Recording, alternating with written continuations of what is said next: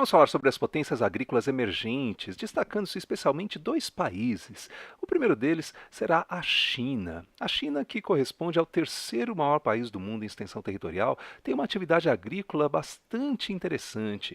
Curiosamente, a produção agrícola chinesa ela se concentra nesta faixa territorial, não é? Pensando um pouco nos pontos cardeais, nós podemos dizer o quê? Que entre o norte, o sul, o oeste e o leste, grande parte da produção chinesa ocorre fundamentalmente nas chamadas planícies orientais. E por que que acontece essa produção enorme de alimentos nas planícies orientais? Uma das coisas que observa-se nesse mapa é a presença de rios, né? Rios que são muito importantes para o abastecimento dessas produções agrícolas, além também de serem importantes para né, o abastecimento humano. Você vai ver que há uma quantidade muito grande de produtos vinculados, por exemplo, aos cereais, trigo, arroz. Há também uma produção grandiosa de algodão feita por esse país e também o milho se destaca, não é? Vale também a pena lembrar que existe uma quantidade muito grande de pessoas empregadas nessa atividade na China. Cerca de 300 milhões de trabalhadores, né, de chineses, trabalhadores rurais, estão ligados a essa produção. Claro que para os padrões chineses é um número muito pequeno, mas pensando um pouco em comparação a outros países do mundo, é uma população superior a toda a população brasileira. O que é interessante da gente destacar nesse momento também é que, do ponto de vista político, ocorreram algumas ações que foram voltadas para a atividade agrícola, principalmente na década de 70. Ocorreu nada mais nada menos do que as chamadas quatro modernizações.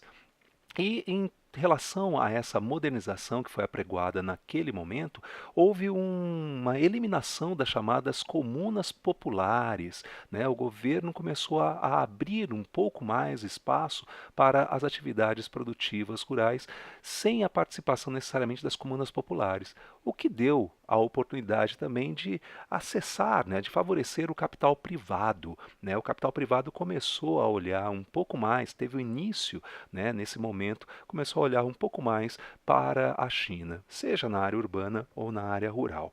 Então é bastante interessante essa referência e também o uso de máquinas. Começou a se fazer o uso em larga escala de máquinas agrícolas, ou seja, começa a existir também um processo de modernização das relações de produção, especificamente vistas em algumas outras nações. Também vale a pena da gente conversar um pouquinho mais aqui sobre um outro país, país vizinho à China, que é a Índia. A Índia é um país que tem uma produção enorme também de grãos, de alimentos, em função também do seu grande contingente humano. Eu posso aqui destacar alguns deles. Por exemplo, o trigo é uma cultura que se desenvolve bastante nesse país. O arroz é uma outra cultura, principalmente nas várzeas dos rios.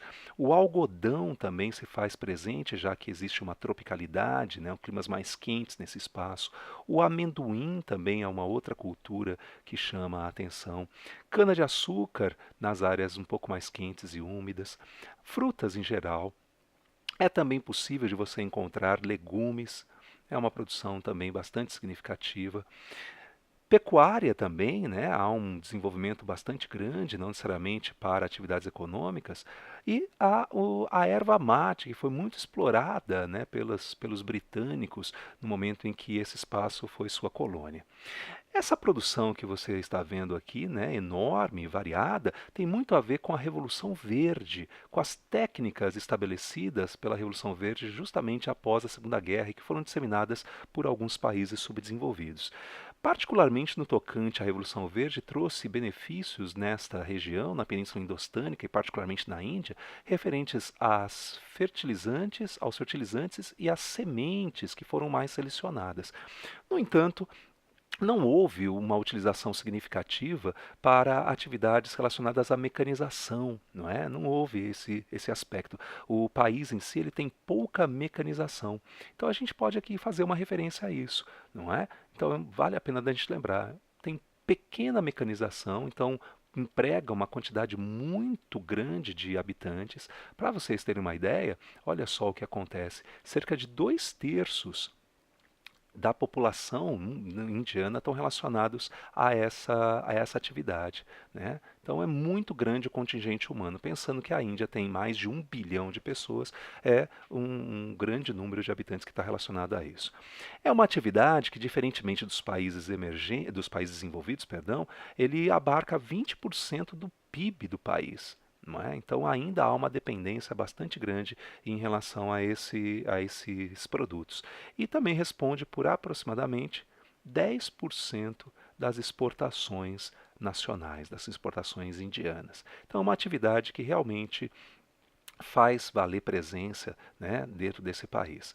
Existem algumas críticas que são levantadas quando se fala a respeito dessa produção no país, não é? Além da pequena mecanização das lavouras, a baixa produtividade e a competitividade no setor agrícola indiano também estão associadas à precária organização do varejo. A falta de um armazenamento a frio, né, muitos produtos não são colocados em refrigeradores, em geladeira, e a comercialização da produção em mercados abertos provoca um rápido apodrecimento das mercadorias e, consequentemente, grandes prejuízos ao agricultor. Então, apesar da produção ser grande, não há efetivamente um desenvolvimento significativo. É isso.